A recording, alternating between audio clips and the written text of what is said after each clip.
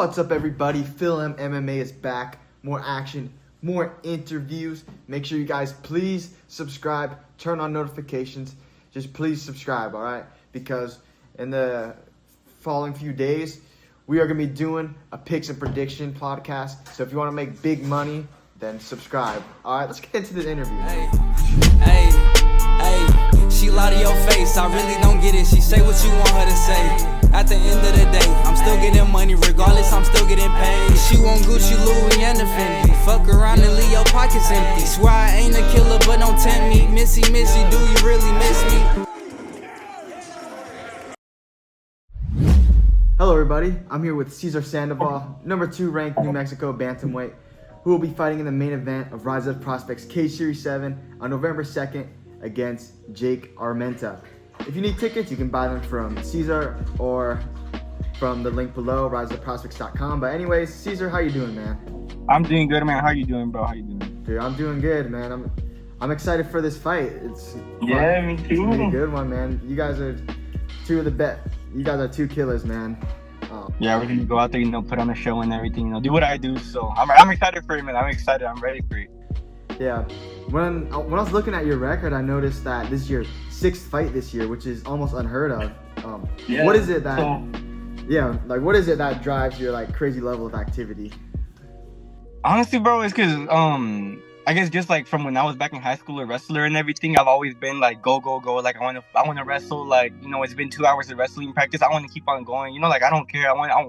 I want to keep on going. So, my coach Charlie, he's a big he's the one that pushes me a lot. So he was like, hey, I gotta fight. This is gonna be a good one. I know it's gonna get you better. So every time he comes to me hey, I gotta fight, I'm right there, bro. I'm right there. That's awesome, man. I think it's good, as an amateur, just getting as many fights as possible just to get your experience level up for the future. I love to see it. But this is kind of a short notice fight, and it's up a weight class. So, what's your mentality going into this, and how have your preparations been so far? It is a short notice fight. I think it's the 3 weeks and everything, but it's not like I wasn't practicing. It's not like I wasn't preparating, because I was already thinking on fighting on December. So, with the opportunity coming up and everything, I was like, you know what? I feel ready. I feel like I've been practicing enough to where, in these next 3 weeks, I can just lock in a little bit more and then just, get better. So, I fought at 145 before. It's not a problem to me, going up a weight class or going down to 135, not a problem to me. I'm used to wrestling, fighting people that are, always heavier than me, because I feel like that's what helps me a lot. So, just getting in, 160s, 170s if I can, just getting them to, push me and make me go past my limit and everything. So, that's kind of how I've been preparing for this one right now. Nice, man. And this is the first time we've seen you at Rise of the Prospects. And for people who haven't seen you fight before, how would you describe your style? And what should people expect when you step into the octagon on November 2nd? So I do have a wrestling background, so there may be some wrestling and everything involved. But lately, I feel like I've been turning more into a fighter-based or boxing, not boxing, because you could say Muay Thai based wrestler. So I do a lot of more, I throw a lot more punches now than what I used to. So now I really love, throwing nice combos and everything. So that they should expect me just throwing some nice combos. Maybe a takedown if like I said, might happen, but just it's gonna mostly be just throwing those nice ass combos. But that's what I'm going for right now. Nice, man, nice. Moving on, what was it that really made you start pursuing MMA seriously? You know what, man? I remember having my first fight when I was still a senior in high school. It was a Muay Thai fight, and I remember fighting with one of my friends who've been practicing for a while. I want to say I got my ass just a little bit whooped a little bit. After that, I was like, you know what, coach, never fighting again and never stepping into the ring. It's too much. I'm a wrestler, and that's what I'm staying at. When the Canada came back, and once I came back, I felt a little bit better with everything, just as a wrestler wise and everything. Told my coach, you know what, I think I can take another fight. So just fought, I won, got better, started getting better, just started getting more fights, and it just kind of just kind of what started me. Just wrestling, I guess, is the foundation that just started making me go up from there and building on it. That's good, man. Stick to it, man. You're looking really good out there. And actually, I have the belt with me right now. Really? Yeah. So I wanted to ask, what would it mean for you to, what would winning this belt mean to you? I mean, Yes, it's gonna mean a lot to me, but it's just gonna be kind of like not something like how do you say it? It's kind of be like just me showing that I mean what I'm like saying. It's just kind of like not for me. It's just to show that like I have it because I know I can do it, and I went out there and I did it.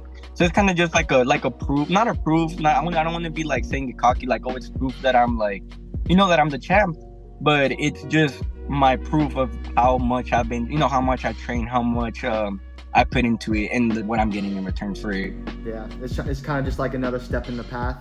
Yeah, it's like another step, just kind of like me setting my kind of like my stones right there, and just kind of like keep on going forward from it. So it's gonna be like just a step in the past. Nice, man. Hey, and you're very young in your MMA career, but what would you say are your long-term goals, and where do you see yourself going in the sport? So pro might be coming up within the next year. This is my first year actually doing MMA. I started this year, all 6 fights. With this one counting right here is gonna be my 6th one. All 6 of my MMA fights happened my first year fighting, which is this year. So, I'm pro might be coming soon. Depending on how everything goes, depending on how I feel about it as well, just going forward. But I think pro might be like in the in the near future, probably before next year. Before next year is over. But my goal right now is, just go pro, keep on, just kind of working, doing both and everything, and then see which one helps me out the most. Because, you need money too, man. So I can't just put everything into fighting and then just forget about work either. So, yeah, you're pretty much just speed running your whole amateur career right now. Yeah, I am, man. I am just 1 year and I'm already done with the amateur. Yeah. But finally, is there any sponsors or members of your team that you'd like to shout out before we end? Yeah, so I want to actually shout out, Empire MMA. Obviously, the ones that taught me everything I know. El Paso Enforcers, Empire MMA, same thing. The ones that Coach Harley's the one that taught me everything I know. Shout out to my high school coaches too, who are the ones that got me into wrestling. The ones that gave me that stepping stone to start my path. Javi too. Handsome Javi. He's a fighter here with Empire MMA too with me. And Coach Jack from Champ Camp, they're always helping me out. They're always out there, just giving me the time that I need and everything. So I want to shout out my coaches that, that helped me get to where I'm at. That's awesome, man. And I'm so excited for this fight. And I wish you good luck, man. And I'll see you later, man. Thank you.